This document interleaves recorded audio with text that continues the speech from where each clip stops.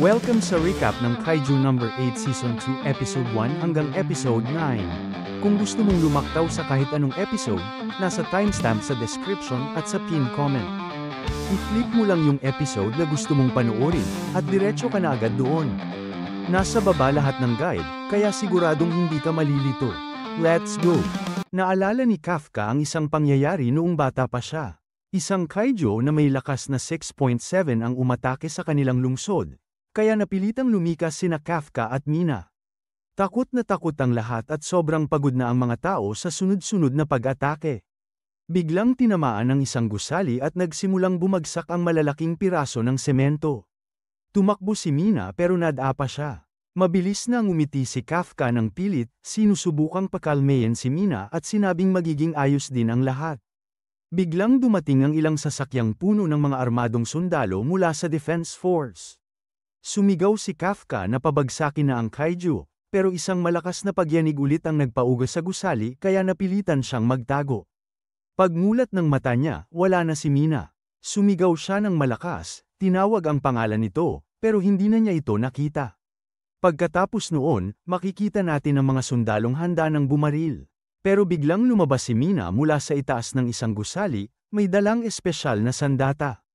Itinutok niya ito kay Kafka at tinawag siyang Kaiju number 8. Nanlaki ang mata ni Kafka habang pinapanood ang sarili na tina-target. Nagutos si Mina na umatake, at sabay-sabay na nagpaputok ang mga sundalo mula sa iba't ibang direksyon. Pero kahit sunod-sunod ang putok, napaatras lang si Kafka, wala itong naging tunay na pinsala. Bigla siyang nagwala at naglabas ng malakas na enerhiya na tumama at sumira sa isang helicopter. Lahat ay namangha sa sobrang lakas niya. Isa pang atake ang pinakawalan ni Kafka at tuluyan nitong winasak ang paligid. Pero bigla siyang nagising. Isang masamang panaginip lang pala yun. Napabuntong hininga siya sa ginhawa, pero aksidente siyang nahulog sa kama. Samantala, sa Japan Defense Force 3rd Division sa Takawa Base, pinagmamasdan ni Mina ang mga nasirang bahagi ng lungsod. Lumapit si Soshiro at sinabing may kumpirmasyon na 5 araw na mula nang gawin ang desisyon, pero hindi pa rin sigurado ang mga nasa itaas kung ano ang gagawin kay Kafka. Ayon sa impormasyon niya, nakakulong pa rin si Kafka. Tinitingnan ni Soshiro ang mga sirang gusali at iniisip na matatagalan ang pagkukumpuni. Sumang-ayon si Mina. Naalala niya kung paano iniligtas ni Kafka ang lahat, kahit na ang alon mula sa kanilang laban ang sumira sa lugar. Nabanggit ni Mina kung ito na ba ang araw na makikilala ng mga bagong sundalo ang mga unit nila. Tumango si Soshiro at sinabing paparating na sila. Habang nasa daan, sakay ng sasakyan sina Reno at Iharu papunta sa bagong unit nila. Napansin ni Iharu na tahimik si Reno at mukhang malalim ang iniisip. Kaya nagkunwari siyang tuwang-tuwa at humiling na magpa-picture sa Matsumoto Castle. Tanong niya kung pwede siyang kunan ni Reno ng litrato, pero nagduda si Reno kung may oras sila. Sinabi ni Iharu na marami pa silang oras. Pagkatapos, umupo sila sa isang bench. Gagawin niya ang lahat para makabalik kahit ikamete pa niya. Tumango si Iharu. Pagkaraan ng ilang sandali, dumating na sila sa 4th Division. Tahimik lang si Reno, iniisip na sana maging sapat na ang lakas niya para hindi na siya maging pabigat kay Kafka. Sa 1st Division naman, tinitingnan ni Shinomiya ang group chat ng dati niyang mga kasamahan. Pinag-uusapan nila ang bago nilang unit. Naalala niya ang naging laban ni Kaiju number 8 laban sa ama niya at napag-isip-isip niyang kailangan pa niyang tumibay.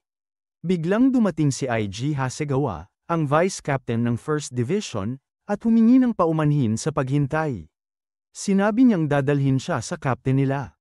Habang naglalakad, nabanggit niya na malamang ipinaliwanag na ni Captain Ashiro ng 3rd Division ang mga dapat malaman, pero inuulit niya pa rin, mananatili muna siya sa 1st Division habang inaayos pa ang Takawa Base. Tumango si Shinomiya at inisip na ang 1st Division ang pinakamalakas sa buong Japan. Kahit nasa Amerika siya noon, naririnig niya na ang pangalan nito. Para sa kanya, ito ang perfect na lugar para mapalakas ang sarili. Pagdating nila sa pinto ng opisina ng captain, inisip niyang ito na ang oras para makilala ang pinakamalakas sa Japan. Pero pagpasok ni IG, nadatnan nilang naglalaro ng Call of Duty ang captain, si Captain Gen Norumi. Napahiya si IG. Ito ang unang impression ni Shinomiya kay Norumi. Sinabihan siya ni IG na maghintay muna habang inaayos ang silid.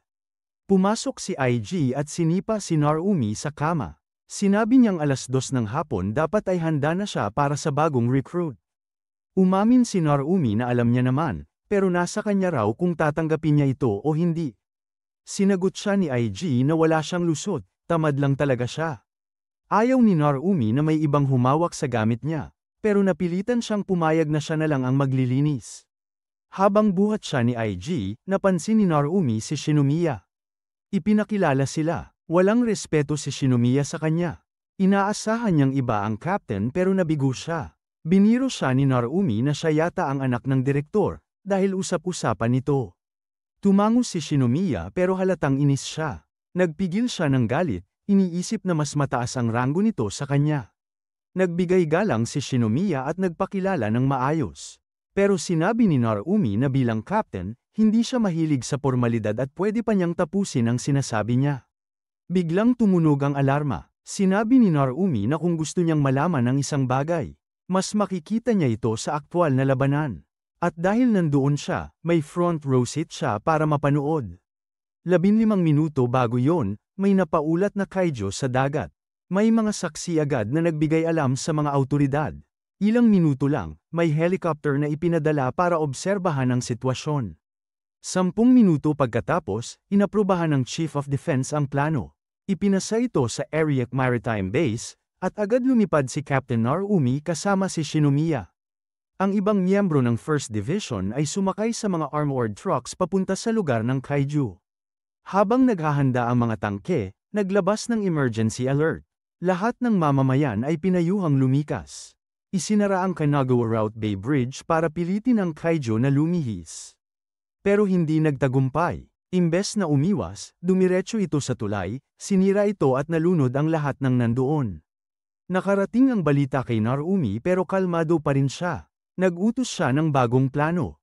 Pinapante niya sina Shinomiya, Mi, at Takabana sa Usenbashi. Pinaiwan naman niya si Hasegawa sa Diekir para pigilan ang kaiju hanggat maaari. Sumunod lahat sa utos at direktang nakipaglaban sa kaiju. Namangha si Shinomiya sa kung gaano kaayos ang kilos ng mga sundalo. Napagtanto niyang kaya lang ito posible dahil sa galing at lakas ng bawat isa sa kanila. Siguradong lagpas 40% ang nilalabas nilang lakas, mas malakas pa sa karaniwang pinuno ng isang unit. Nagulat sila kay Narumi na naisakay na nila ang kaiju sa neutralization point B at naghanda na si Narumi para sa huling yugto ng labanan. Bago siya tumalon papunta sa kaiju, humarap siya kay Shinomiya at sinabing hindi niya iniintindi ang formalidad, kalinisan, sipag, o porma. May isang bagay lang na gusto ni Captain Narumi mula kay Shinomiya. Bigla niyang inactivate ang espesyal niyang sandata at tumalon papunta sa kaiju, diretsyong bumagsak sa likod nito. Sa isang malakas na atake, bumaon ang espada niya sa katawan ng nilalang, kaya napasigaw ito sa sakit. Pagkatapos noon, pinaputok niya ang kanyang sandata at biglang sumabog ang kaiju, nagkalat ang mga parte ng katawan nito sa paligid. Gulat na gulat si Shinomiya sa nasaksihan. Pagkatapos, tinapos na ni Narumi ang kanyang sinasabi, ang gusto lang niya ay makita ang hindi mapipigilang lakas. Wala siyang pakialam sa pagiging magalang kung walang silbi. Lumiwanag ang mga mata ni Shinomiya, namangha siya dahil sa wakas. Tumugma na si Narumi sa inaasahan niya. Maya-maya, bumalik na sila sa opisina ng 1st Division. Naiinis si Narumi dahil puro si Mina lang ang laman ng mga balita. Napansin ni Shinomiya na kakaiba para sa pinakamalakas na tao sa Japan na i-google ang sarili niya. Pero napansin niya ring sunod-sunod ang pag-vibrate ng cellphone nito, kaya sinabi niyang silipin niya na. Sagot ni Narumi, malamang ang tatay ni Shinomiya o si Director Isao lang yun, na may panibagong meeting na naman, pero wala raw siyang pakialam. Bakit daw siya magsasayang ng gabi para lang doon? Biglang dumating si Hasegawa at sinipa si Narumi, sinabing tungkulin niya ang attend sa mga meeting. Habang hinihila niya palayo si Narumi, nagtanong ito kung ano bang mahalaga. Sinabi ni Hasegawa na tungkol ito kay Kaiju No. 8, kaya agad na nakuha ang atensyon ni Shinomiya. Samantala, si Kafka ay patuloy na nagsasanay sa loob ng selda. Iniisip niya na 5 araw na ang lumipas at wala pa rin siyang nagagawa. Naalala niya ang sinabi ni Director Isao tungkol sa pagpapakita ng halaga niya, pero hindi niya alam kung ano nga ba ang eksaktong dapat niyang gawin. Kahit ganoon, alam niyang wala siyang ibang pagpipilian. Gagawin niya ang lahat para makabalik. Biglang dumating ang ilang sundalo at inihatid siya sa opisina ng direktor. Doon nakita niya si Shinomiya at si Captain Narumi. Nakilala agad ni Kafka si Narumi at nagtanong sa isip niya kung bakit naroon ito. Maya-maya, nagsalita si Director Isao. Sinabi niyang ililipat si Kafka sa First Division. Ipinaliwanag niya na ang pinakamalakas na kaiju sa kasaysayan ay dapat makasama ng pinakamalakas na puwersa laban sa kaiju. Inutusan niya si Kafka na patunayan ang halaga niya para tanggapin siya ng iba. Kung hindi, wala na siyang lugar sa Defense Force. Bagamat ayaw ni Kafka na kailanganin lang siya bilang kaiju number 8, pumayag siya dahil gusto pa rin niyang mabuhay. Pero sa gulat ng lahat, tumanggi si Narumi. Ayon sa kanya, siya lang ang kailangan para talunin ang mga kaiju. Gustong umalis ni Narumi pero pinigilan siya ni Director Isao. Sinabi nito na hindi sapat yon, dahil si Kaiju number 9 ay may kakayahang mag-anyong tao, at si Kaiju number 10 naman ay sinadya talagang atakihin ng Defense Force. Malinaw na iba ang mga ito sa mga dating kaiju na nakaharap nila. Para kay Isao, habang lumalakas ang Defense Force, mas mabilis ding nagiging mas malakas at mas matalino ang mga kaiju. Kaya arogante kung iisipin nilang kaya nilang labanan lahat ng mag-isa. Kailangan din nilang umangkop at mag-evolve. Pakiramdam ni Narumi, hindi siya pinagkakatiwalaan ng direktor. Kaya nagmungkahi siya, gumawa na lang sila ng sandata gamit si Kaiju number 8. Nagulat si Kafka sa narinig, pero sinabi niya na hindi siya maaaring mamatay. Hindi lang para sa mga kasamahan niyang naniniwala sa kanya, kundi dahil may pangako pa siyang kailangang tuparin, ang lumaban sa tabi ni Mina. Buong kumpiyansa siyang nagpakilala, pero nilampasan lang siya ni Narumi at walang pakialam sa saloobin niya. Para kay Narumi, ang mahalaga lang ay lakas at resulta. Habang papalayo, sinabi pa nito na kung sakaling mawalan muli ng kontrol si Kafka, papatayin niya ito mismo at gagawin niyang armor ang katawan nito. Ang tugon lang ni Kafka ay isang simpleng salamat. Samantala, iniulat ni Soshiro kay Mina na lahat ng rookies ay nakapunta na sa kani-kanilang unit. Sinabi ni Mina na dapat ay magsimula na rin sila at inaya si Soshiro na mag-train kasama niya. Sa kabilang banda, nagpunta si Director Isao sa isang underground facility. Binati siya ng mga siyentipiko at inihatid papasok. Habang naglalakad, napansin niya ang isang tao sa loob ng isang malaking glass chamber. Nagpatuloy ang kwento kung saan natapos ang huling episode. May nangyayaring lindol at naguguluhan ng mga tao kung anong nangyayari. Biglang tumigil ang lindol pero bumalik ulit, at nagsimulang lumubog ang mga gusali sa lupa. Napakita ang matinding pinsala, maraming sugatan at may malaking hukay na nabuo sa gitna ng syudad. May isang babae na naglabas ng cellphone at binuksan ang camera. Sa loob ng screen, nakita niya ang napakaraming kaiju ants. Kumalat agad ang mga ito sa buong lungsod at nagsimulang maghasik ng kaguluhan. Pagkatapos ng opening, pinakita ang training camp ng Defense Force. Nagsasanay ang mga sundalo, kasama sina Kafka at Shinomiya. Halatang pagod na si Kafka, pero tuloy pa rin siya sa training. May mga balitang lumalabas sa dyaryo na lumalala ang mga kaiju attacks. Habang tumatakbo si Kafka sa training ground, iniisip niya ang sinabi ng direktor. Gusto niyang mapatunayan ang sarili at hindi mawala ng kontrol. Ayaw niyang makasakit ng ibang tao, kaya pilit niyang pinapalakas ang sarili. Samantala, pinuntahan ni Shinomiya si Narumi. Wala na siyang oras para mag-aksaya at gusto niyang mag-training kasama ito. Pagdating niya, nakita niyang nagmamakaawa si Narumi na parang pulubi habang humihingi ng pera. Sabi ni Narumi, bigla raw nawala lahat ng pera niya sa account. Pero napansin ni Shinomiya ang mga kahon ng delivery sa likod niya at tinanong kung doon napunta ang pera. Sinermonan niya si Narumi at sinabing nakakahiya namang humingi siya ng pera sa junior niya. Humingi ng tawad si Narumi habang nakaluhod at nakiusap pa. Pero biglang tumunog ang sirena, senyales ng emergency. Dumating si Hoshina at sinabing kailangan ng maghanda. Nagsuot sila ng full gear. Pati buong Defense Force at First Division. Nakakalat na sa lungsod ang mga kaiju ants, kaya't ang mga sibilyan ay pinapunta sa mga evacuation shelter. Pero sa sobrang dami ng tao, halos mapuno agad ang mga silungan. Sa gitna ng kaguluhan, may batang lalaki at kapatid niyang babae. May sugat sa paa ang babae at pinapalakas ng loob ng kuya niya.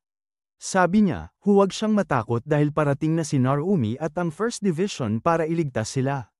Biglang lumitaw ang isang malaking kaiju ant sa harap nila. Tumayo ang kuya para protektahan ang kapatid niya kahit natatakot. Paulit-ulit niyang sinasabi na darating si Narumi. Nang umatake na ang kaiju, biglang dumating si Narumi at binasag ito sa isang hampas lang. Sinabi ni Narumi na paparusahan siya ng bata dahil hindi niya siya tinawag na Captain. Inutusan niyang magsulat ng 10 magandang bagay tungkol sa kanya sa social media.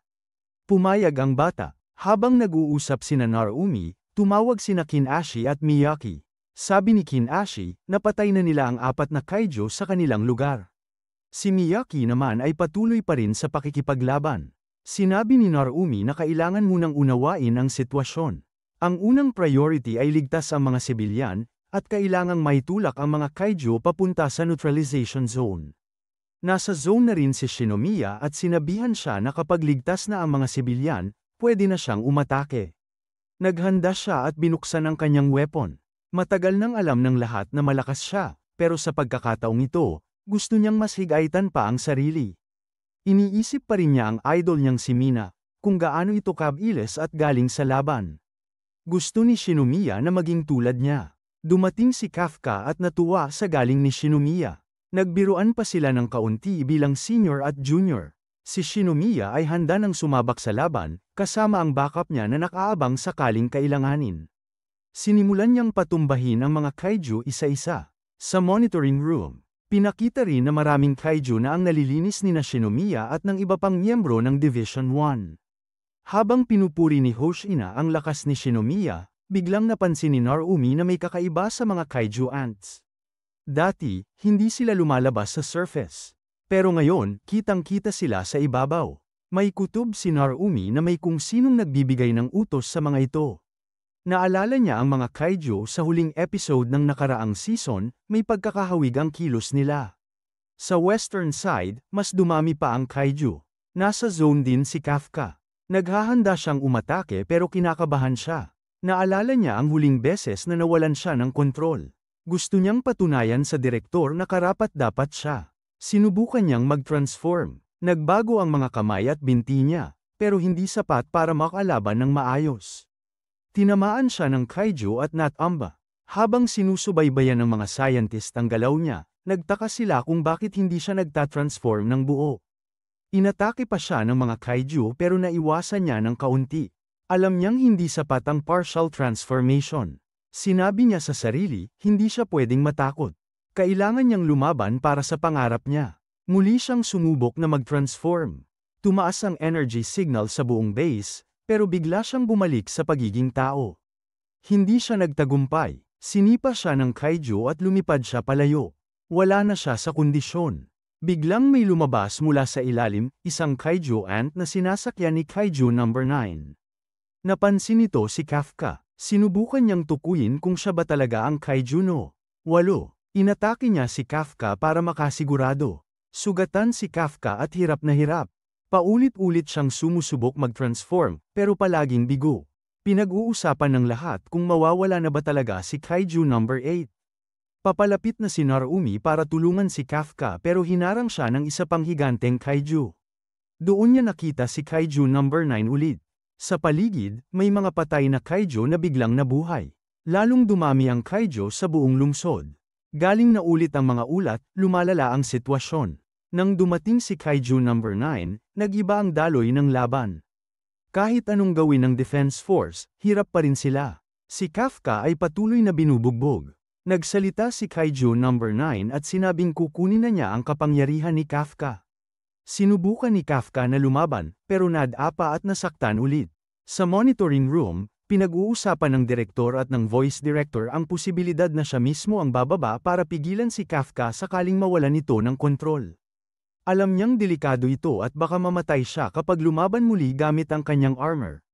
Nang muntik nang patayin si Kafka, biglang dumating si Shinomiya. Pinutol niya si Kaiju number 9 sa kalagitnaan. Pero bumalik sa ayos ang kaiju. Sinabi niya, hindi niya kilala si Shinomiya. Sagot niya, hindi mo na kailangang makilala ako. Basta ngayong araw, mamamatay ka na. Nagsimula ang matinding laban nila. Sa kabilang banda, pinakita si Narumi na nakaharap din kay Kaiju number 9. Sinabi ng Kaiju na aalisin na lang niya si Narumi para matulungan ang kasama niya sa pagpatay kay Kafka. Tumawa lang si Narumi, sinabing hindi niya papayagan yon. Sa kanya sinabi, si Kafka ay isang regular officer sa team nila at siya ay captain. Inatake siya ni Kaiju number 9 pero sinaway siya ni Narumi. Hoy, nagsasalita pa ako. Hintayin mong matapos ako bago ka umatake. Nainis si Narumi, at sinimulan niya ang kanyang sariling pag-atake. Nagharap sila sa isang matinding labanan. Sa buong lungsod, abala ang buong defense force sa pakikipaglaban sa iba't ibang kaiju. Ang direktor ay tahimik lang na nagmamasid. Sa isip niya, ito na ang pagsubok ng bagong henerasyon. Ito na ang pagkakataon nilang patunayan ang sarili. Nagsimula ang kwento sa eksaktong punto kung saan nagtapos ang huli. Hindi pa rin makatransform si Kafka, at dumating si Shinomiya para iligtas siya. Sabay silang humarap kay Kaiju number 9, pero si Kafka ay hirap pa rin, parang may humaharang sa kanyang abilidad. Napansin ni Shinomiya na baka si Kaiju number 9 mismo ang dahilan. Kaya gumawa siya ng plano, i-distract ni Kafka si Kaiju, at siya naman ang aatake. Umaasa siyang kapag nabigla ang kalaban, makakilos na si Kafka. Habang sinusubukan nilang isagawa ang plano, biglang hinati ni Kaiju number 9 ang sarili at sabay na umatake sa kanila. Nasugatan si Kafka, at si Shinomiya naman ay tinamaan sa tagiliran. Nahihirapan siyang basahin ang kilos ng kalaban. Pero hindi nagpatinag si Shinomiya. Bumawi siya at mabilis na umatake. Hindi siya papayag na magmukhang talunan. Alam niyang oras na para protektahan ang lahat. Nag-flashback ang eksena sa kabataan ni Shinomiya. Pinapanood niya noon sa TV ang mga sundalo ng Defense Force na lumalaban sa mga kaiju. Sa loob ng klase, pinuri ng lahat ang isang babaeng sundalo, si Hakari Shinomiya, ang kanyang ina, na may hawak ng weapon number 4, isa sa pinakamalalakas na sandata. Masaya si Shinomiya noon habang pinupuri ng mga kaklase ang kanyang nanay. Pag-uwi ng nanay niya mula sa operasyon, masaya silang naglaro. Binanggit ni Shinomiya na gusto rin niyang maging sundalo para matulungan ang kanyang ina. Nabigla pero natuwa ang mga magulang niya. Dumaan ang panahon at ipinakita ang masayang buhay nilang pamilya. Hanggang sa isang araw, naging larawan na lang ang kanyang ina. Namatay ito habang nilalabanan si Kaiju number 6. Si Hakari ay kapitan ng Division 2, at isang haligi ng Defense Force. Sa burol, tahimik na nakaupo si Shinomiya habang umiiyak. Paulit-ulit niyang sinasabi sa sarili na isa siyang sinungaling, dahil nangako siyang ililigtas ang kanyang ina, pero hindi niya ito nagawa. Tiningnan niya ang kanyang ama na seryosong nakaupo sa tabi. Doon siya nangako, magiging mas malakas siya. Hinding-hindi na siya papayag na may mamatay pa. Nagbalik sa kasalukuyan ang kwento. Si Shinomiya ay todo bigay na sa laban. Naalala niya ang pangako niya, na ililigtas niya ang lahat kapag nasa labanan. Habang sumusugod siya, nadulas siya dahil sa paglapat ng ulo ng kaiju, pero biglang dumating si Kafka at tinadyakan ang kalaban. Kahit nabali ang paa niya, nagbigay ito ng opening kay Shinomiya. Ginamit niya ang technique number 6 ng Weapon X, tinaga niya ang leeg ni Kaiju number 9 at pinasabog ito. Sinabi niya kay Kafka na kailangan na nitong mag-transform. Sa wakas, dahan-dahan nang bumabalik ang Kaiju form ni Kafka. Pero sa kalagitnaan ng kanyang transformation, may lumitaw na imahe sa isip ni Kafka, pinatay ni Kaiju no. Siyam si Shinomiya, pati ang ibang mga kasama niya. Natakot siya, ayaw niyang mawala ng kontrol. Baka masaktan niya ang kanyang mga kaibigan. Kaya hindi pa rin niya magawang mag-transform ng buo. Habang pinapanood siya sa command center, nabahala ang mga opisyal. Sinabi ng voice director na oras na para gamitin ang plan B, biglang lumitaw si Narumi at sinabing siya na ang bahala. Habang nakikipaglaban sa duplicate ni Kaiju number 9, tinaas niya ang kanyang combat power sa 78%. Nagulat ang mga tao sa control room. Nilinis agad ang paligid dahil sa inaasahang malakas na epekto ng laban. Habang sinusubukan siyang atakihin ni Kaiju number 9, napansin nito na ang sandata ni Narumi ay may dalawang epekto, pumuputol at sabay na nagsusunog. Dahil dito, bumabagal ang pag-recover ng sugat. Nagpatuloy si Narumi sa pag-atake. Walang tigil siyang nagpaputok habang lumalapit. Na-curious si Kaiju number 9 sa sandata niya, blade at baril na pinagsama. Nahihirapan siyang makalapit. Nang subukan ni Kaiju number 9 na umatake sa likod ni Narumi, mabilis itong nakaiwas. Nagsimula na ring maglabasan ng mga bomba sa paligid. Sumabog ang mga ito, pero nanatiling kalmado si Narumi. Ipinakita ng narrator na ang sandatang gamit ni Narumi ay Retina 01, gawa sa mata ni Kaiju number 1. May kakayahan itong makita ang kilos ng utak ng kalaban, parang ultravision, pero mas advanced. Kaya bago pa man gumalaw ang kalaban, alam na ni Narumi kung saan ito pupunta. Kahit anong galaw ni Kaiju number 9, mabilis siyang natutunto ni Narumi. Sa huli, nakita niya ang core ng kalaban, at gamit ang technique number 2 ng squadron style, /salvo, tuluyan na niyang pinasabog si Kaiju. Gulat na gulat ang buong command center. Pinuri siya ng mga opisyal. Habang nangyayari ito, si Kafka ay patuloy pa ring lumalaban sa sarili niyang takot. Naalala niya sina Mina, Hoshina, at Rhino, mga taong lumalaban ng buong tapang. Na-motivate siya. Sinabi niya sa sarili, hindi ako mamamatay bilang isang talunan. Sa wakas, nagtiwala siya sa sarili. Naramdaman niya ang tiwala ng kanyang mga kasama, at tuluyan na siyang nag-transform bilang Kaiju number 8. Dumating siya sa tabi ni Shinomiya. Sabay silang humarap sa laban. Sa kabilang banda, abalang-abala rin si Gigi sa pagbibigay ng utos, pinuprotektahan ang buong lugar para hindi lumawak ang pinsala. Inanunsyo ng command center, bumalik na si Kaiju number 8. Ipinag-utos ng direktor na simulan na ang phase 2. Si Kaiju number 9 ay ngumisi.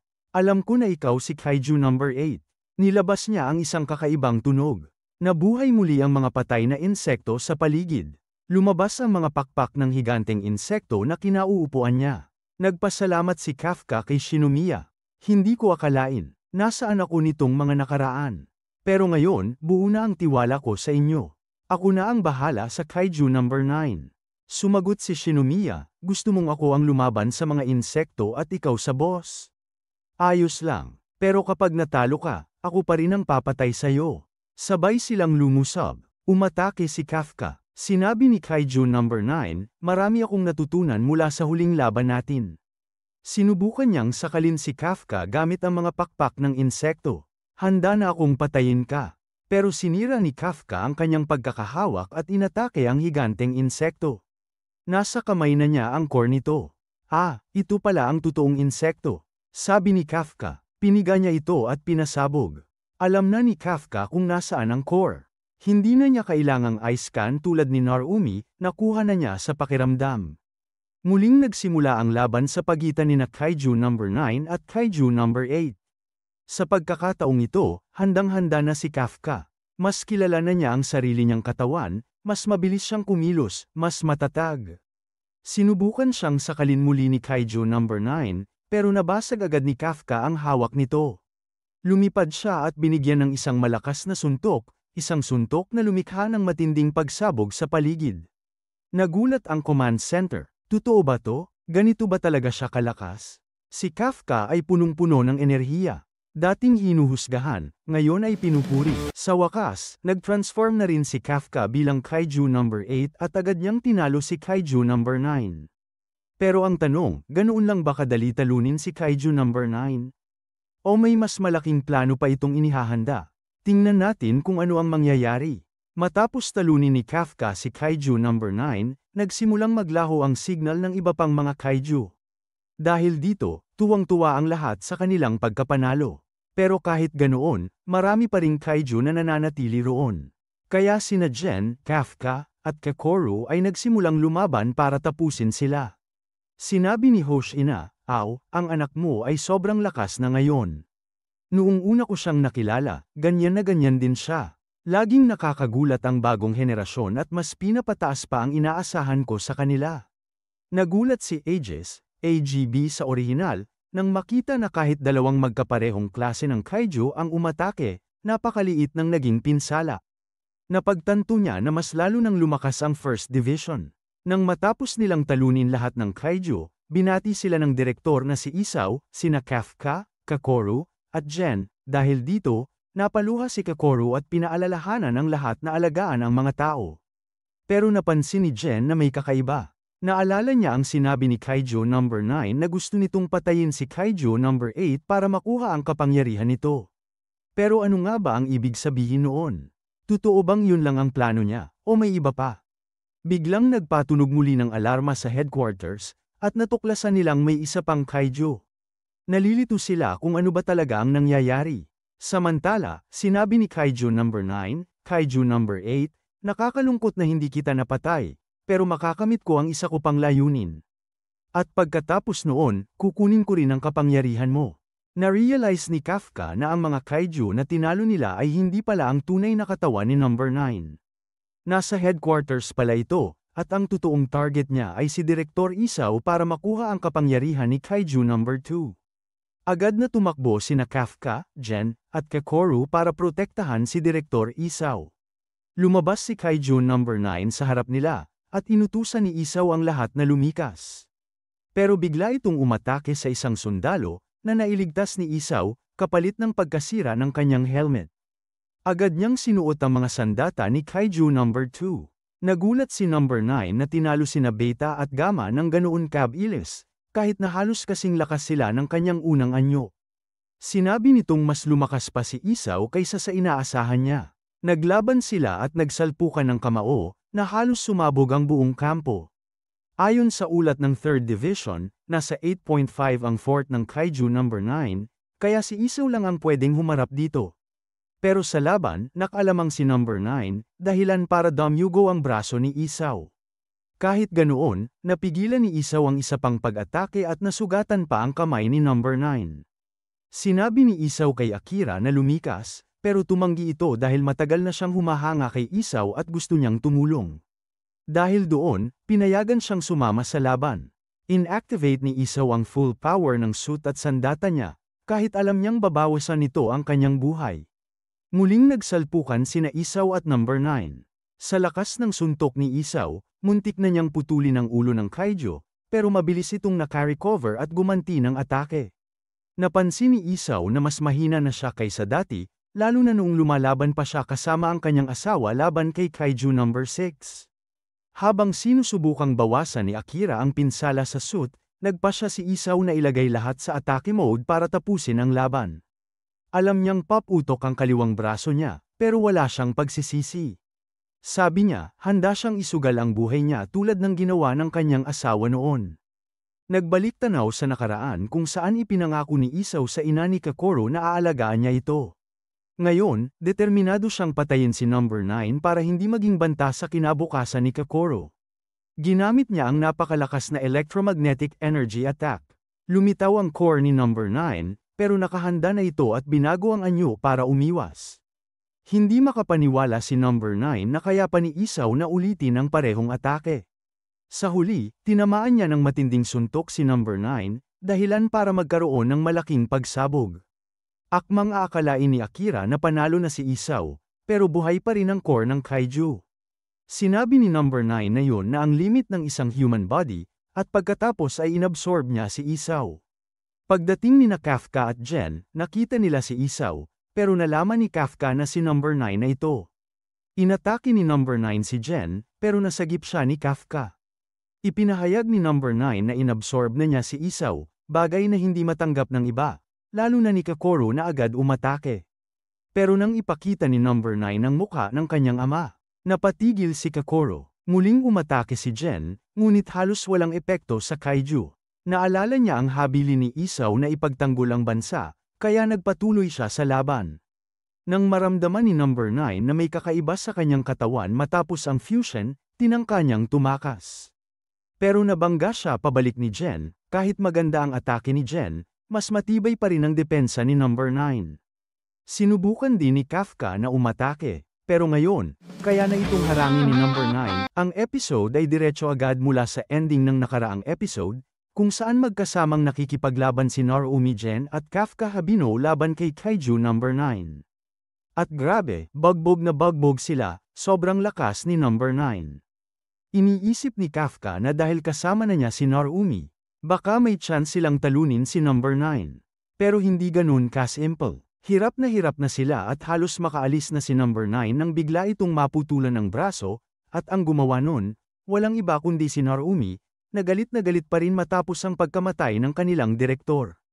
Hindi pa nakaka-recover si number 9, umatake ulit si Narumi sa parehong parte ng katawan na hindi pa nito naayos.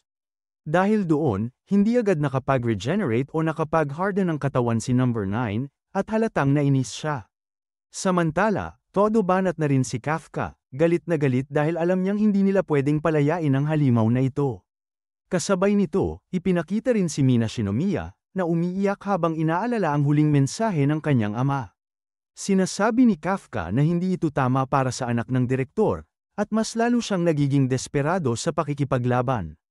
Sa galit niya, binigyan niya si Kaiju number 9 ng isang napakalakas na suntok na tumilapon ito ng malayo. Pero kahit ganun, hindi pa rin tuluyang natatamaan si No. Siyam, paulit-ulit na umaatake sina Kafka at Narumi, at nakahanap sila ng opening. Ngunit bigla namang nag-transform si number 9, naglabas ng malakas na thunderstorm, at pagkatapos ay isang napakalaking pagsabog. Pagbagsak ng usok, makikita na pati lower body ni number 9 ay napinsala. Sabi niya, sapat na to para makatakas ako, kasi natatakot siyang mawala ng bagong katawan niya. Pero laking gulat niya nang makitang hindi man lang umalis ng 1 pulgada sina Kafka at Narumi, nakaharang pa rin, handang ipagpatuloy ang laban. Sa inis, hinati ni number 9 ang sarili niya sa 2 anyo at sabay na umatake sa mga kasamahan nila. Napilitan sina Kafka at Narumi na protektahan ng iba, si Narumi kay Akira at si Kafka kay Mina. Pagkatapos nun, muling nang asar si number 9. Mas inuuna niyo pa rin ang emosyon at mga tao kaysa laban. Sige, iligtas niyo sila. Ako'y aalis na. Goodbye, Kafka, goodbye, Kaiju number 8. Bago tuluyang tumakas, nag-iwan siya ng babala kay Kafka, sa susunod na pagkikita natin, mas matindi na. At sa kabila ng lahat, galit na galit si Kafka dahil ginamit ni number 9 ang mukha ng kanilang direktor, at sinabi pa nitong nagsimula na ang bagong era ng mga kaiju. Pagkatapos, ipinakita ang balita, inanunsyo ng Neutralization Bureau na namatay na nga ang kanilang direktor, Isao Shinomiya, sa huling laban. Ginawa ang funeral at buong defense force. Pati halos buong Japan, ay nagluksa. Para kay Narumi, sobrang sakit dahil itinuring niyang father figure ang direktor. Pero mapapansin na hindi attend si Mina sa funeral. Sa halip, ipinakita siya sa opisina ng kanyang ama, nakaupo sa upuan ng direktor at umiiyak. Sabi niya, mahina ako, hindi ko siya nailigtas. Kasalanan ko ito. Sinubukan siyang palakasin ng loob ni Narumi, pero tumayo si Mina at nagsabi, hindi, kailangan kong maging mas malakas. Hindi ko siya pwedeng iwan. Naniniwala akong nasa loob pa rin ni Kaiju no. Siyam ang tatay ko. Hindi ako titigil hanggang mailigtas ko siya. Narumi, kung ganun, tutulungan kitang maging mas malakas kaysa kahit sino. Ipapasa ko sa iyo ang lahat ng itinuro sa akin ng direktor. Ipakita mo sa akin kung hanggang saan ang kaya mo. Umiiyak si Mina, pero tinanggap niya ito bilang pangako. Samantala, si Kafka na nakikinig sa labas ay tinignan ng kamay niyang may bakas ng balat ng kaiju. Tinakpan niya ito ng gloves at nagsabi sa sarili, ako rin, kailangan kong maging mas malakas. Pagkatapos, ipinakita ang vice director na nasa lab, kung saan nire-reveal ng assistant na may tinatagong secret mission ang direktor sakaling may mangyari sa kanya. Naiinis pa ang vice director kasi palagi raw siyang pinapahawak ng ganitong klase ng trabaho, pero sa huli sinabi niya, sige. Panahon na para sa paghihiganti. Ipagpatuloy ang experiment na ito. Sa dulo, ipinakita si Mina na nagsasanay kasama si Shinoe habang inoobserbahan ni Narumi. Sabi niya, kung hindi ka lalaban ng seryoso, paano ka makakaabot sa level na kaya mong lumaban sa akin? Lahat ng nasa First Division ay may puso ng kapitan. Gawin mong higit pa. Idinagdag pa niya na naglalaro siya ng isang game na tatapusin niya sa loob ng 1 buwan, kaya gusto niyang malagpasan ni Mina ang lahat ng kanyang assistants bago pa niya matapos ang laro. Biglang dumating si Hoshina at sinipa si Narumi, sabay sabing, ikaw rin, kailangan mong magtrabaho at magsikap. Pagkatapos ng training, sinabi ng kakampi nilang may buhok na asul na nakikita niya ang malaking potensyal kay Mina. Excited din siya na makalaban nito, kaya agad silang nag-sparring para mag-practice.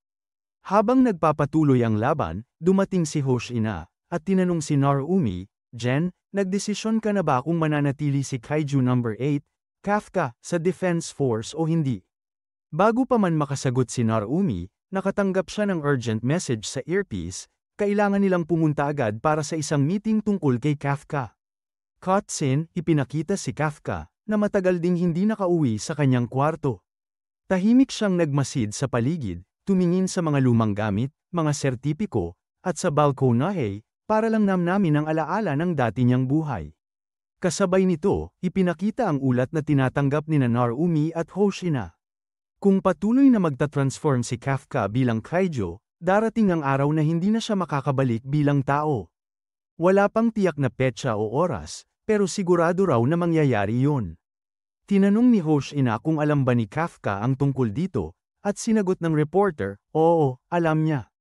Kaya't lalo silang nag-alala. Samantala, si Kafka ay nakakuha ng permiso na makapasyal sandali para bumalik sa kanyang lumang trabaho, ang Monster Sweeper Crew, ang cleaning team na dati niyang pinagtatrabahuhan. Pagdating niya roon, sobrang saya ng mga dati niyang kasamahan nang makita siya. Binalik niya pa ang ilang gamit na hiniram niya noon. At nagtawanan silang lahat. Pinakita rin ni Kafka ang galing niya sa paggamit ng bagong cleaning machine, at humanga ang lahat dahil 10 taon nga siyang nagtrabaho roon. Habang nagtatawanan sila, napunta ang usapan sa hinaharap ng Defense Force at sa paghihiganti nila kay Kaiju No. 9. Ramdam ni Kafka ang bigat ng responsibilidad, nakita niya kung gaano kahirap ang trabaho ng cleaning team, at alam niyang hindi na niya kayang makita ulit na masaktan ang mga kaibigan niya. Pag-uwi ng gabi, umupo si Kafka sa isang bench, malalim ang iniisip. Alam niyang wala siyang ibang choice kundi talunin si Kaiju No. 9, kahit anong kapalit. Doon dumating si Narumi, umupo sa kabilang bench, at diretsahang sinabi, Kafka, ayoko talaga na manatili ka sa Defense Force. Kung patuloy kang magta-transform, darating ang oras na hindi ka na magiging tao. Ayokong mangyari yun sa'yo. Pero, bigla siyang tumayo, hinawakan si Kafka sa kwelyo, at tinuloy. Pero ngayon, kailangan ko ang tulong mo. Hindi ko alam kung ano ang mangyayari sa'yo, at hindi ko na iniisip kung tuluyan kang maging kaiju. Ang mahalaga, dapat mamatay si Kaiju No. 9, at para magawa yun, kailangan kita. Kapag dumating ang araw na maging halimaw ka, ako mismo ang papatay sa'yo. Pero hanggang doon, tutulungan mo ako. Maliwanag, sumagot si Kafka, seryoso. Kung ganon, tutulungan kita. At kahit ano pa ang mangyari, hindi ko bibiguin ng direktor sa huling pagkakataon na binigyan niya ako ng tiwala. Narumi, ayos, sumama ka sa akin. Cutscene, ipinakita ang buong Defense Force na nagsasanay para sa susunod na laban. Lahat ay handang-handa, at sabi pa ni Narumi, ngayon, pagkakataon na ng Defense Force para umatake. Sa huling sandali ng episode, ipinakita si Hoshina na pumasok sa isang experiment room. At sa loob ng malaking glass chamber, nakakulong si Kaiju No. 10. Nagsisimula ang kwento kung saan natapos ang nakaraang part. Dumating si Hoshina para tingnan ang katawan ni Kaiju No. 10 na nakasil pa rin sa loob ng isang malaking glass tube. May mga scientist na nag-oobserba at sinasabing kahit sa ganitong kondisyon, umaabot pa rin sa 5.7 ang kanyang force level, sobrang taas para sa isang kaiju na halos wasak na ang katawan. Lumapit si Hoshina at nagsabing, ayos, gising ka na pala.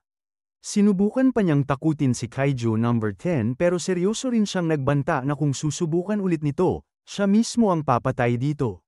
Ngumiti si Kaiju No. 10 at sinabing alam niyang iba si Hoshina sa lahat. Kung siya raw ang nanalo noon, baka kinain na niya ito. Pero diretsyong sinabi ni Hoshina na wala siyang oras para sa kalokohan. Gusto niya lang ng impormasyon tungkol kay Kaiju No. 9. Sagot ni Kaiju No. 10, siya mismo ang gumawa sa kanya. Si Kaiju No. 9 ang creator niya. Nagulat ang lahat sa narinig. May kondisyon si Kaiju No. 10, kailangan daw palayain siya kapalit ng impormasyon. Gusto raw niyang lumaban ulit kay Hoshina. Pagkatapos ng intro, muli siyang nagmamakaawa na makipaglaban, pero tumanggi si Hoshina at sinabing sira na ang core nito kaya wala na itong lakas. Ngumiti lang si Kaiju No. 10 at ipinaliwanag na hindi yun ang ibig niyang sabihin. Alam niyang kaya ng mga tao na gawing weapon ang katawan ng isang kaiju, at gusto niyang gawin siyang weapon at gamitin ni Hoshina mismo. Nagulat si Hoshina at pati ang mga scientist. Sinabihan nila si Hoshina na delikado yun, hindi nila alam kung ano ang mangyayari kapag ginawa nila ito. Pwede siyang mamatay o makontrol. Pero tumawa lang si Kaiju number 10 at sinabing sobrang astig ng laban nila noon. Huwag daw itanggi ni Hoshina dahil nakita raw niya sa mga mata nito kung gaano siya nag-enjoy. Tahimik si Hoshina at nag-isip. Paglabas niya, kinausap niya ang isang scientist at sinabing nakakatakot si Kaiju number 10, hindi niya maintindihan kung bakit sobrang obsessed ito sa kanya at gusto pang makipaglaban ulit. Pero siya lang din ang posibleng makapagbigay ng impormasyon tungkol kay Kaiju number 9. Sa huli, kinausap niya si Captain Mina at sinabing gusto niyang tanggapin ang deal. Pumayag si Mina at nagsabing siya na ang kakausap sa HQ para gawing weapon si Kaiju number 10. Bumalik si Hoshina sa harap ni Kaiju number 10 at nagsabi na game siya pero malinaw na siya pa rin ang boss at hindi ito ang magiging in charge. Ipinakita ang nakakatakot ng ngiti ni Kaiju number 10 bago nagkatang eksena. Lumipat ang kwento sa training ground kung saan nag-e-ensayo sina Shinomiya at iba pa. Dumating ang balita na pupunta roon si Vice Captain Hoshina para sa isang meeting tungkol kay Kaiju no Sham. Habang nag-uusap sina Kafka at Azumo, iniisip ni Kafka na hindi pa rin siya humihingi ng tawad kay Hoshina matapos niyang itago ang katotohanan noon. Tinanong ni Azumo kung nasaan si Narumi, at sagot ni Shiroumi ay umalis ito kasama ang platoon leaders. Biglang kabado si Azumo at sinabing, "Naku, delikado to." Ipinapaliwanag dito na ang 1st Division at 3rd Division ay parehong may hawak ng jurisdiksyon sa Tokyo, kaya madalas silang ikumpara at palaging nagbabanggaan. Ipinakita ang eksena kung saan magkatapat ang buong team ni Hoshina at ang team ni Narumi. Nagtanong si Narumi, "Hoshina, sino ba nagbigay sa'yo ng pahintulot na pumunta rito? Paano ka nakapasok sa teritoryo ko?" Pero tinawanan lang siya ni Hoshina at sinabing, "Aba, mismong si Captain Narumi pa ang sumalubong sa akin. At saka hindi ikaw ang dahilan kung bakit ako nandito. Mas mataas na tao ang tumawag sakin, ang mismong boss mo sa headquarters." Lalo lang nagalit si Narumi at sinabing, "Sa base na ito, bawal ang mga may maliliit na mata at mangmang ang itsura. Hindi ka dapat nandito." Sagot ni Hoshina, kaya pala hanggang ngayon bitter ka pa rin. Galit ka pa rin kasi tinalo kita noong training na yun sa pagpatay ng maliliit na kaiju. Ramdam ni Narumi ang sakit ng alaala at halos pumutok ang ugat niya, pati dugoy lumabas sa tenga niya sa inis. Tinanong pa siya ng mga kasama niya kung ano ang nangyayari. Dagdag pa ni Hoshina, "At saka hindi ko pa nga nababanggit ang nangyari sa Shaganami noong nakaraang buwan. Pumasok ka sa teritoryo namin at pinatay mo ang kaiju nang wala kaming pahintulot." Doon nagsimula ang mas matinding sigawan ng dalawang grupo, nagtatalo kung kanino ang karapatang pumatay at kung sino ang dapat humingi ng permiso. Sabi pa ni Narumi na kahit natalo siya ni Hoshina noon, sa ibang aspeto siya pa rin ang mas magaling. Pero lalo lang siyang nasaktan nang banggitin ni Hoshina na ang titulong pinakamagaling sa long-range fire ay hawak niya. Hindi ni Narumi. Dahil dito, tuluyan ang nag-init ang ulo ni Narumi at sinigawan si Hoshina na hindi niya ito gusto at dapat lumayas siya. Biglang dumating si Ishii at pinigil si Narumi, saka inanyayahan si Hoshina, "Tara na, matagal na rin mula nang huli tayong magkita. Dadalhin na kita sa conference room." Ipinakita ang conference room na parang Parliament Hall, puno ng pinakamahalagang tao sa Defense Force. Ang mga hindi makadalaw ng personal ay naka-video call. Naroon ang Vice Captain ng 1st Division na si Ishii, si Captain Narumi ng 1st Division, si Captain Juaro ng 2nd Division, si Captain Mina ng 3rd Division, si Vice Captain Hoshina, at si Captain Ogata ng 4th Division. Sa kalagitnaan ng meeting, pinuna ni Juaro si Narumi dahil nag-uumbo siya. Sagot ni Narumi, "Bibig ko to, gusto kong magyan o kahit ano, wala kayong pakialam." Pinagsabihan din siya ni Mina na huwag nang patulan dahil natural na ugali na niya yun. Wala siyang silbi maliban sa pagpatay ng kaiju. Nagalit si Narumi at sinabing mas masakit pa ang sinabi ni Mina kaysa kay Hoshina. Sinaway sila ng isa pa para tumigil sa pagtatalo. Hindi pa doon natapos dahil binara rin si Narumi nang makita sa video call na may hawak siyang bote ng alak, kaya dali-dali niya itong itinago. Dumating ang bagong director ng Defense Force, si Genji, at siya ang nagpatahimik sa lahat. Sinabi niya kay Hoshina na magsimula na ng presentasyon. Tumayo si Hoshina at nagulat tungkol sa bagong impormasyon nila tungkol kay Kaiju no Sham. Sabi niya, wala ni isang division ang kayang lumaban ng mag-isa sa banta ni number 9. Nagtanong si Narumi kung saan galing ang impormasyon. Sagot ni Hoshina, mula kay Kaiju number 10 na hawak nila ngayon. Ayon dito, mismong si number 9 ang lumikha sa kanya. Nagulat ang lahat dahil unang beses nilang marinig na may kaiju na kayang gumawa ng isa pang kaiju. Ipinaliwanag ni Hoshina na si number 9 ang unang uri na may ganitong abilidad, at ayon kay number 10, isa lang siyang prototype. Ibig sabihin, may mas malalakas pang bersyon na paparating. Naisip ng lahat na kung isang prototype pa lang si number 10 pero ganito nakalakas, paano pa kaya ang susunod? Idinagdag ni Hoshina na darating ang panahon na sabay-sabay na lalabanan ng Japan Defense Force ang 5 malalakas na kaiju, at bababa lang ang bilang na yun kung isa sa kanila ay bahagi mismo ng katawan ni number 9. Hanggat kaya nitong lumikha ng panibagong mga nilalang, hindi titigil ang laban. At kung hindi magtutulungan ang bawat division, mawawala ang buong bansa. Sa parehong oras, ipinakita si Kaiju number 9 na gamit ang katawan ng direktor, nakaupo sa isang lugar na may nakasabit na maraming nilalang na mukhang bagong kaiju sa loob ng mga sisidlan. Lalong nagulat ang lahat sa posibilidad na kayang gumawa ni number 9 ng sarili niyang lahi ng mga halimaw. Nagpahayag si Ogata ng duda at nagsabing baka nagsisinungaling lang si number 10.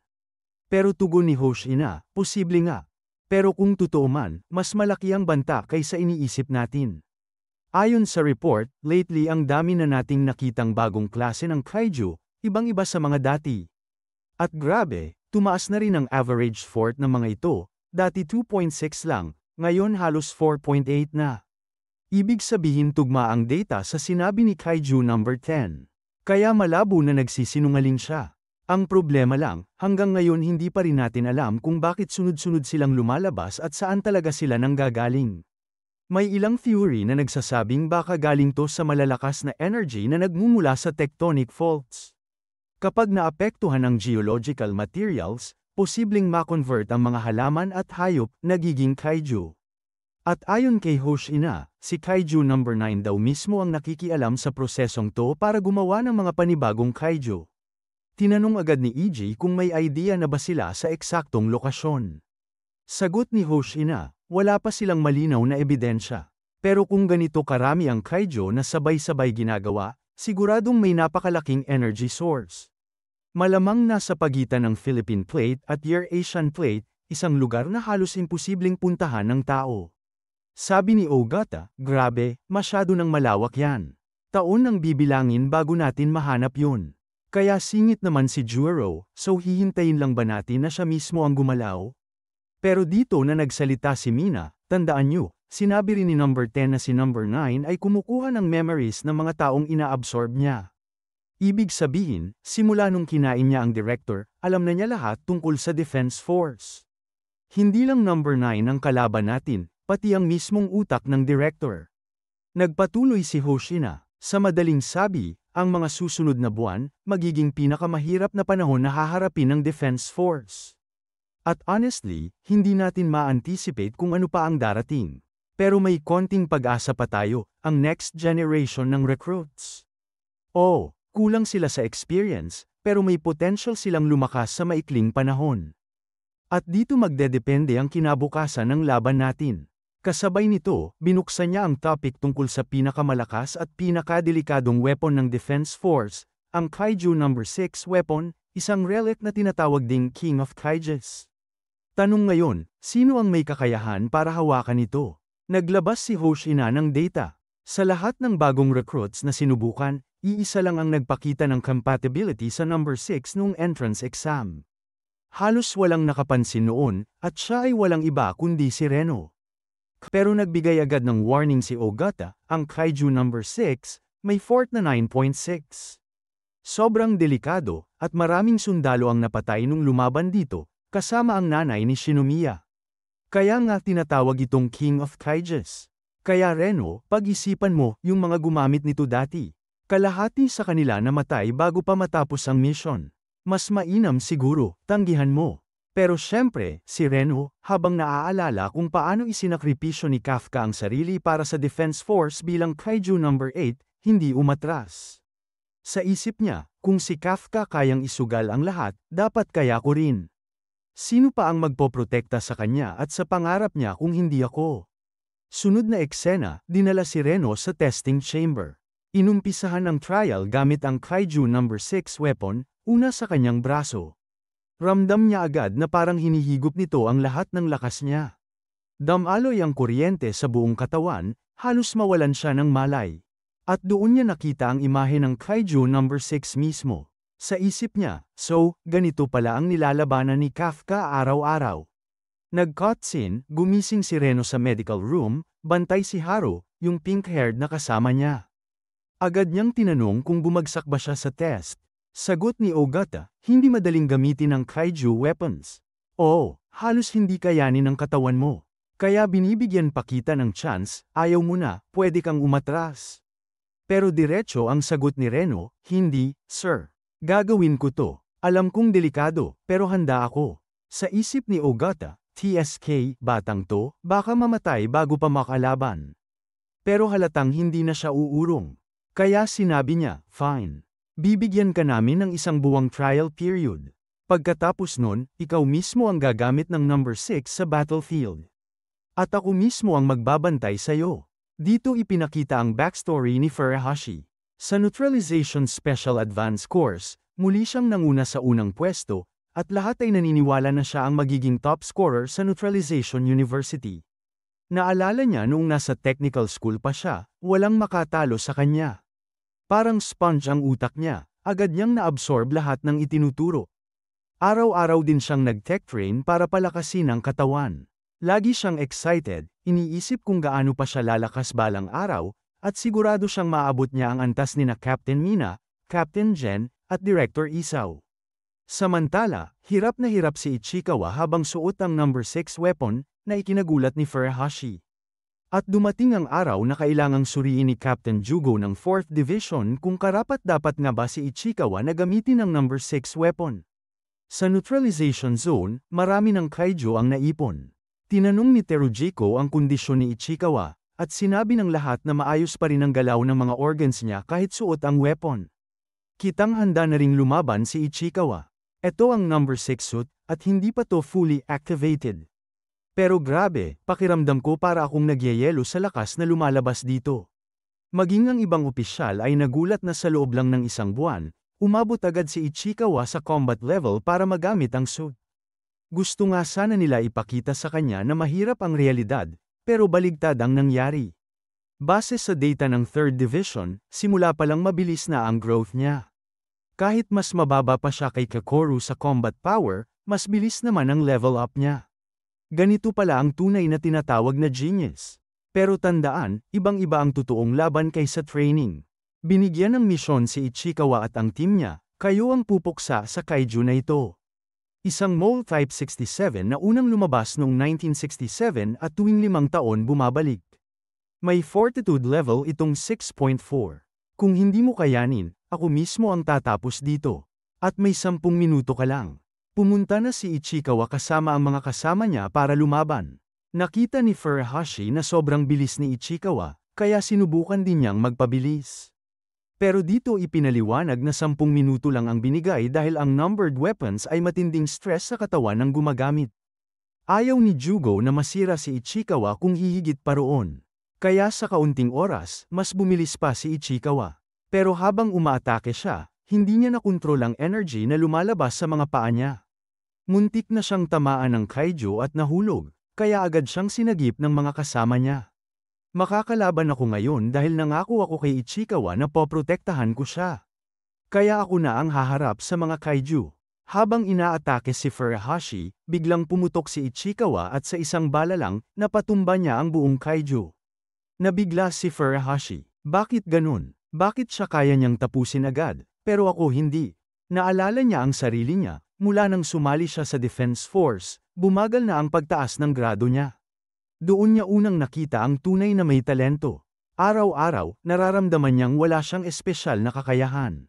Kahit anong pagsisikap, laging may nauuna at hindi niya sila maabyutan. At mula noon, dumating ang isang tunay na halimaw, si Ichikawa. Muling inatake ng kaiju si Furuhashi. At tinapon siya palayo. Dito pinaalalahanan siya ni Jugo. Huwag mong pilitin ang sarili mo. Minsan, mahalaga rin ang umatras. Pero bago pa muling tamaan si Furuhashi, agad na sumingit si Ichikawa para iligtas siya. Dahil dito, nakapagpasalamat si Furuhashi dahil sa oras na binigay niya, nakapag-focus ulit si Ichikawa. At sa isang malakas na tira, natapos agad ni Ichikawa ang kaiju. Pagkatapos, naglakad na naman siyang mag-isa. Sandali, Ichikawa, huwag mo akong iwan, sigaw ni Furuhashi. Pero hindi na siya lumingon, diretso siyang humarap kay Hojo at sinimulan ang laban. Inactivate niya ang 43% combat power ng number 6 suit, at nagawa niyang i-freeze ang isang braso ng halimaw. Pero, hindi sapat. Ang balat niya sobrang tigas at ang bilis pa ng regeneration. Sa ganitong bilis, hindi ko maaabot ang core nito. Kaya tinaasan ni Ichikawa ang combat power hanggang 46%. Nabigla ang lahat sa nakita nila. Pero napansin ni Jugo na may kakaiba ng nangyayari. Tinuhag ni Ichikawa ang braso ni Hojo, pero kulang pa rin. Kaya tinaasan pa niya ang power ng suit hanggang 51%. Okay ka lang ba? Tanong ng mga kasama niya. Ayos lang ako, sagot ni Ichikawa. Mas malinaw na ngayon ang isip ko. Nagulat ang lahat sa sinabi niya. Biglang nag-transform si Hojo, kaya mas naging agresibo si Ichikawa. Naalala niya sina Kafka at Furuhashi, at nangakong ililigtas sila. Dahil dito, lalo pa niyang pinalakas ang suit. Mas bumilis siya, at unti-unti niyang ni-freeze ang katawan ng halimaw. Pero kapalit nito, pumutok ang 6 na parte ng kalamnan niya dahil sa matinding pressure ng suit. Doon nagduda ang lahat na baka nawala na siya ng control sa number 6 weapon. Pero hindi yun ang totoo, yun ang tunay na Ichikawa. Kapag ang isang numbered weapon ay tuluyang nagsisynchronize sa user nito, dumadaloy sa katawan ng tao ang napakalaking enerhiya. Tumataas ang bilis at dami ng neurotransmitters sa utak. Kaya lumalabas ang tunay na kalikasan at tunay na pagnanasa ng gumagamit. Dahil doon, posible ring masira ng mismong user ang sarili niya. Hindi ito lumalabas sa training, dahil iba ang pressure ng totoong laban, doon lumalabas ang mga bagay na hindi mo inaasahan. At huwag kalimutan, ang weapon na gamit ni Ichikawa ay gawa mula sa pinakamalakas na kaiju.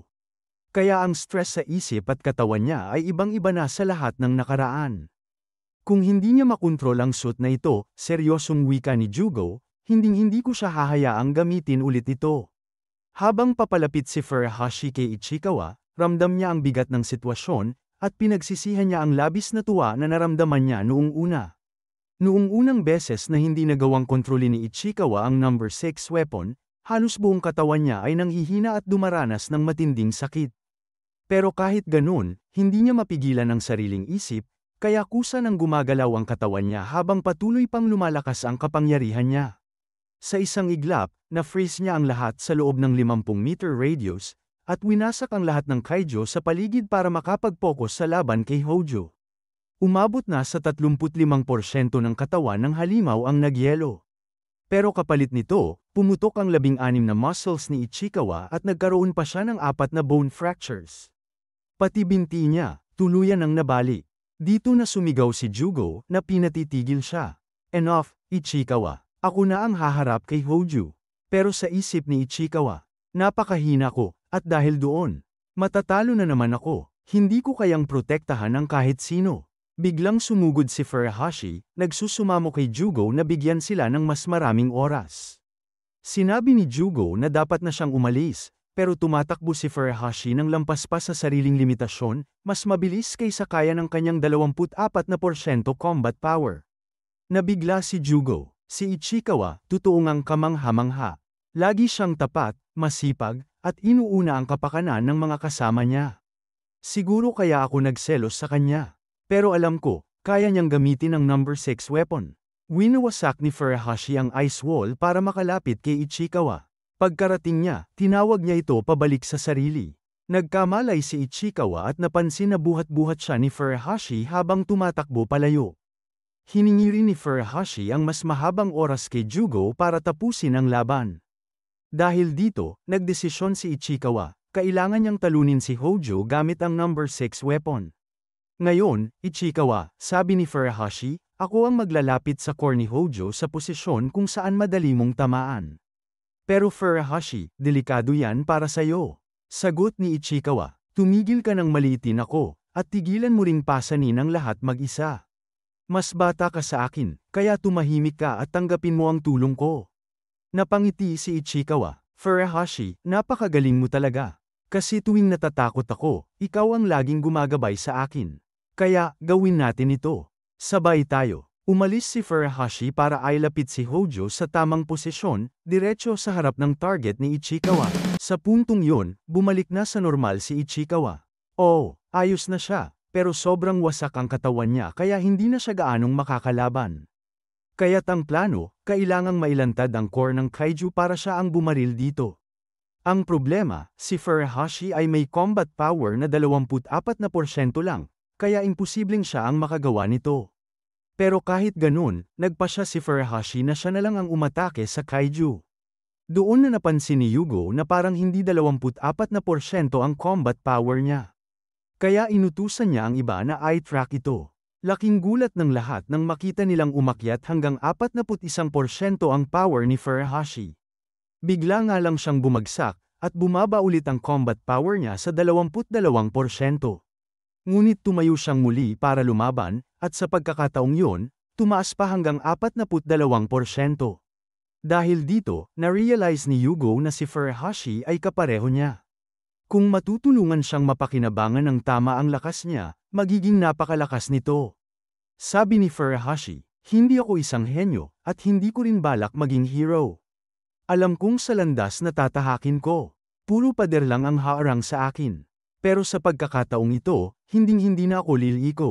Babasagin ko ang pader na yun hanggang sa maduraj ito. Muling umatake si Furuhashi at binaril ang kaiju. Tinapon siya nito, pero bumalik siya sa ibabaw. Kaiju, makakarating ako sa iyo. Kaya maghintay ka lang. Sigaw niya habang tuloy-tuloy ang pagbabaril. Dahil dito, nag-overheat ang suit niya. Pero sa huli, nabuksan niya ang core ng kaiju. Dito na nagkaroon ng tsansa si Ichikawa, isang putok lang. At tuluyang naduraj ang core ng kaiju. Napatulala si Yugo habang naaalala ang nakaraan kasama si Hakari, ang ina ni Koro, nung napili itong gumamit ng number 4 weapon. Naalala niya kung paano nagtanong si Hakari kung karapat-dapat ba talaga siyang gamitin yun. Sa kasalukuyan, tuwang-tuwa sina Ichikawa at Furuhashi sa pagkatalo ng kaiju, at ganun din ang buong squad. Habang pinagmamasdan sila, naging emosyonal si Yugo. Kung noon pa lang ay nakipaglaban ako sa kanya o pinigilan ko siya, baka naging mas maganda ang lahat. Pero ngayon, Ichikawa, pumasa ka. At ikaw na ang magiging depensa ng bansang ito. Narinig ito ni na Ichikawa at Furuhashi at napuno sila ng galit. Ngunit may agam-agam, dapat bang ipaalam kay Ichikawa na baka isakripisyo niya ang sarili dahil sa kanyang matinding sense of responsibility? Sagot ni Yugo, hindi na kailangan, dahil natutunan na niya ito mismo kay Furuhashi. Samantala, tumawag si Mina kay Yugo para kumustahin si Ichikawa. Sinabi ni Yugo na si Ichikawa ang tamang tao para sa number 6 weapon.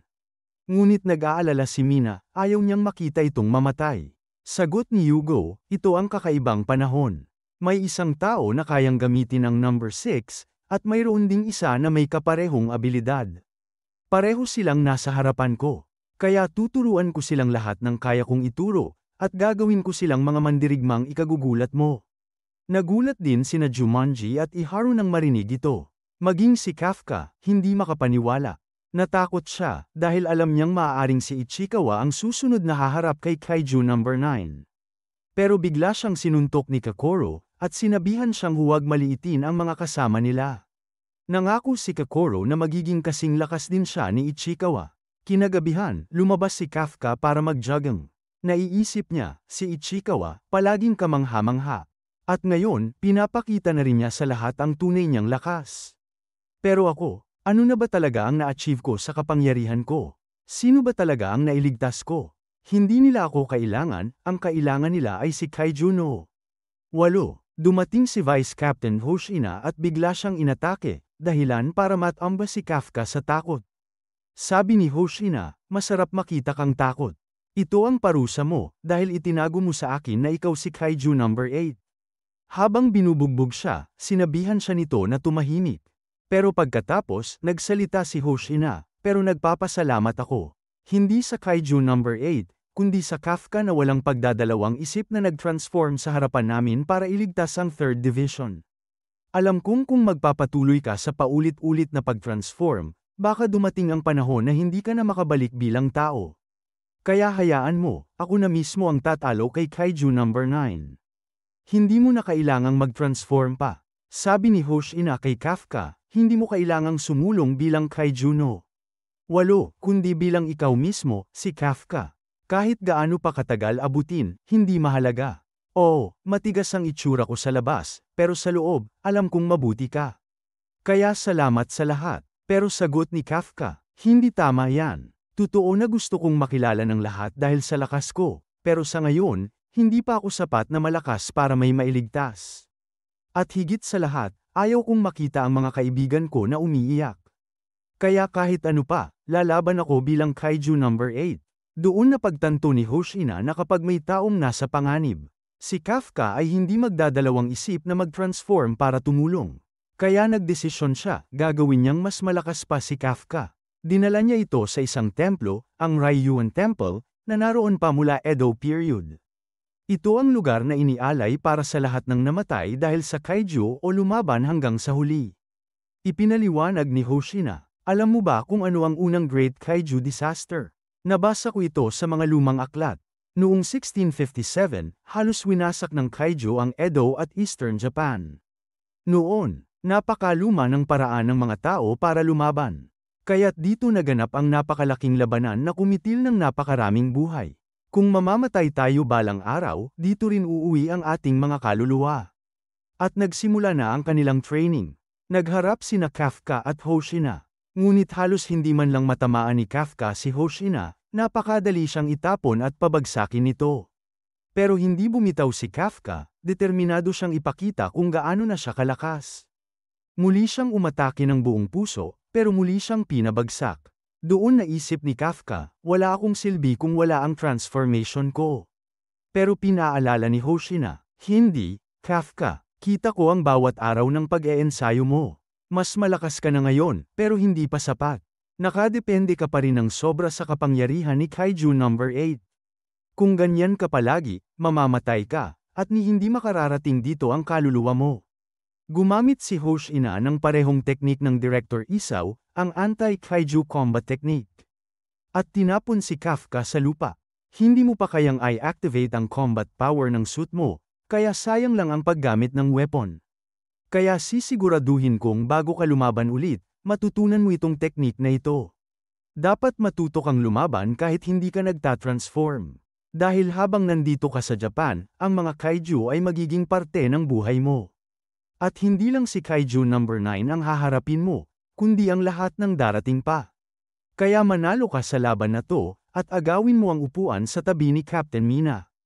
Kung magagawa mo yun, ibig sabihin sapat ang kapangyarihan mo para maging tunay na mandirigma. Nang marinig ito, tumibay ang loob ni Kafka.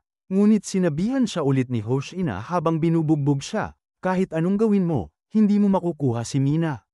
Matapos ang matinding training, nagpa siya si Kafka, maging mas malakas pa kaysa dati. Bago sila umalis, nagdasal siya sa harap ng templo.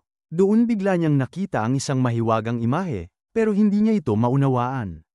Nang tawagin siya ni Hoshina, bigla ring naglaho ang imahe, iniwan si Kafka na nagtataka kung ano ba talaga yon.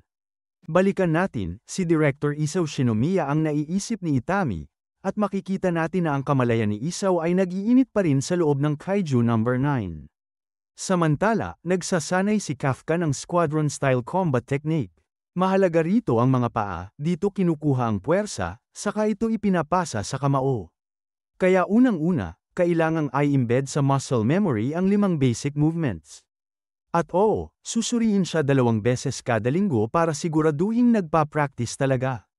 Habang pinapagal siya sa training, nagkakramp ang mga paa ni Kafka at nadapa siya. Mahirap talaga ang exercise na to, lalo na't hindi nila magagamit ang mga numbers weapon. Kawawang Kafka, tinatanggap niya yun bilang matinding hagupit ng training, at inaamin niyang matindi ito dahil yan din ang routine ng ama ng trainer. Nakikita ni Kokoro na muling nagbalik ang motibasyon ni Kafka. Binigyan niya uli si Kafka ng telepono na naibalik ni Soshiro, at pinayuhan siyang makipag-usap muli sa mga tao. Pumasok si Kafka sa kwarto, pero mula nang maging Kaiju no 8 siya, hindi na siya nakipag-usap sa iba. Hindi niya alam kung ano na ang iniisip ng mga tao sa kanya, kaya kinakabahan siya. Binuksan niya ang telepono at bamahan ng notifications, 503 messages. Akala niya puro galit at pagtutol ang laman nito, natakot siyang sinisisi siya at pinaalis. Biglang tumunog ang telepono ni Ikaigawa, pero dahil kinakabahan, naputol niya ito. Sumunod naman si Iharu Furuhashi ang tumawag, inangat niya ito at doon niya narinig. Bakit hindi mo sinagot nang tinawagan kita? Bakit hindi ka nakipagsalita nitong 2 buwan? Sabi ni Furuhashi na dapat naghanap siya ng ibang paraan para kumonekta. Inamin ni Kafka na hindi talaga niya nakuha ang permission, pero hinamon siya ni Furuhashi, wag mag-excuse, dapat sinubukan niya. Sinabi ni Furuhashi na sobra siyang nag-alala dahil natatakot silang baka hindi na siya payagan pumasok sa 3rd Division, na baka dahil kaiju siya, ay isolate siya ng lahat. Pero nilinaw naman ni Furuhashi na hindi ibig sabihin noon ay hindi siya mahal ng grupo. Nakita ni Furuhashi kung paano inialay ni Kafka ang buhay niya para iligtas ang base, hindi pwedeng pagkamuhilang siya pagkatapos noon. Naalala ni Kafka na sinabi rin sa kanya ni Mina Ashiro na wala siyang kaaway sa 3rd Division. Inengganyo siya ni Takikawa, o si Tachibana, na magtiwala sa mga kasama niya, sinasabi nila pareho na naniniwala sila sa kanya. Sa gabi, dumating si Kokoro para kuhanin siya sa training at habang binabasa ni Kafka ang mga message mula sa mga kasamahan. Napaiyak siya at sinabing tanga ang sarili, pinagtibay naman siya ni Kokoro. Muling napabalik ang eksena kay Director Isao Shinomiya. Umasa na nga ang oras ko, ang sabi niya sa sarili, parang hindi na niya kayanin pang pigilin pa ang nangyayari. Lumalaki ang bilang ng mga kaiju at kakaiba ang uri nila, hindi katulad ng dati.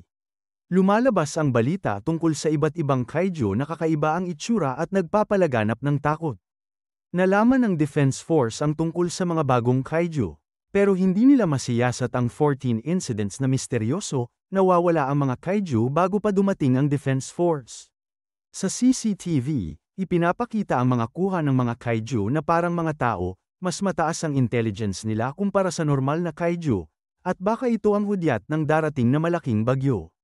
Nagulat ang lahat, at inutusan ni bagong Director Keiji Itami, ang report sa depensa ng lungsod. Dinala nila ang dagdag na depensa sa lungsod, pinalakas ang mga pasilidad, at gumawa pa ng mas maraming underground shelters para madaling ma-evacuate ang mga tao. Humihingi na rin sila ng tulong mula sa ibang bansa para kontrolin ang sitwasyon, pero may mga problemang administratibo kaya mahirap agad ang pagresponde. May nagulat ring naputol na seal sa number 1 weapon para kay Gen, o para kay Gan, at may mga kandidato na rin para sa numbers 3, 5, at 7 weapons. Ibig sabihin, sinisikap ng gobyerno na ipasok lahat ng anti-kaiju forces sa labanan. Pero kung dadami pa ang mga kaiju na kakaiba, lalo itong magpapahirap sa kanila. Nangamba ang buong bansa, nakakatakot talaga ang pagiging impotent ng gobyerno. Nakakainis talaga tumanda. Ang pilit na biro ni Isao habang pinapatingin kay Itami. Muling bumalik ang atensyon kay Director Isao. Unti-unti nang nawawala ang aking pag-iisip. Hindi ko na alam ang gagawin. Iaasa ko na lang ang bagong henerasyon, sina Gen, Ashiro, at Kafka, para buuin ang kinabukasan ng bansa. Dito rin pinili si Kokoro para gamitin ang number 4 weapon, ang suit na minana niya mula sa mama niya. Dahil dito, handa na si Kokoro na harapin ang paghihiganti laban sa mga responsable at ipinangako ni Gen, o ni Gan, na siya ang magte-train sa kanya. Sa mga balita, marami ang nag-aalala dahil matagal nang hindi nagpapakita ang mga kaiju. May isang babae na hindi mapakali, pero tinatawanan siya ng anak niya. Sinasabi ng batang babae na kapag bumalik ang kaiju number 9, siguradong matatalo yon ng Mr. Kaiju na sila. Dito nagtapos ang passage na ibinigay mo. Si Mr. Kaiju ay si Kafka mismo. Dito makikita na sina Kokoro at Gen nagsusuot ng kani-kanilang number suits at nagpa-practice sa training grounds, ang buong base halos nabibayo dahil sa lakas ng kanilang training. Nandoon din ang mga assistant guards o trainers, na nagtitweak ng kanilang mga target drills para gumaling ang aim ng lahat. Samantala, nagpa-practice si Kafka kasama si Soshiro gamit ang bagong squadron-style combat technique niya. Nang makita ni Kafka ang bagong power niya, sobrang excited siya, at bilang biro, o leksyon, ipinakita naman ni Soshiro ang tinatawag na one-inch punch. Isang suntok lang, at lumipad si Kafka at nadapa. Tuwang-tuwa si Soshiro at umalis na kumain. Talagang kailangan ba yun? Oo, para matuto. Sa gabi, pumunta si Kafka sa bubong para kumain. Doon niya nakita si Mina. Aatras na siya nang makita ito, pero pinigil siya ni Mina at inimbitahan siyang kasama kumain. Tahimik at payapa ang paligid, may mga tao na nagtatrabaho, nag-aaral, naglalaro. Parang ang katahimikan bago dumating ang bagyo. Habang magkasama sila, naging casual ang usapan dahil kanilang dalawa lang ang naroon. Nagsimula silang magbalik tanaw. Sinabi ni Mina na naaalala niya nung mga bata pa sila. Kapag tumunog ang alarm, dumarating siya mula sa ibang school building para sabay silang makaalis at makapasok sa shelter. Naiiya si Kafka dahil naaalala niya kung paano siya laging tinutulungan ni Mina, dati siyang vice captain ng division, kaya natural lang na alalahanin niya ang iba. Kahit takot, ngumiti siya para bigyan ng lakas ang grupo. Dahil dun, kahit may kaiju, kakayanin nila, at hindi nagbago iyon.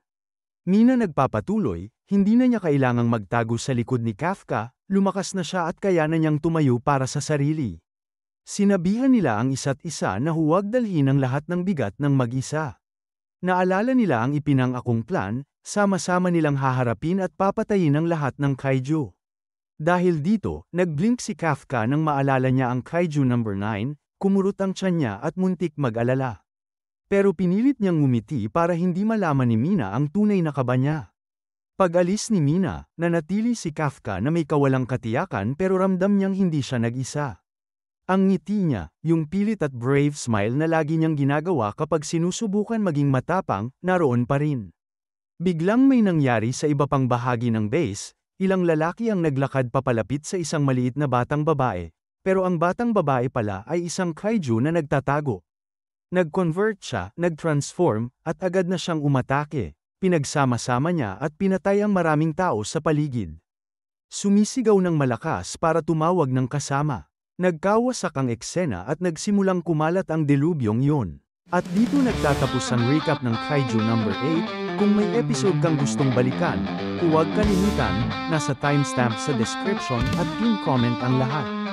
Kung nag-enjoy ka sa video na ito, huwag mong kalimutang like, mag-subscribe, at i-turn on ang notification bell para updated ka sa mga susunod pang recaps.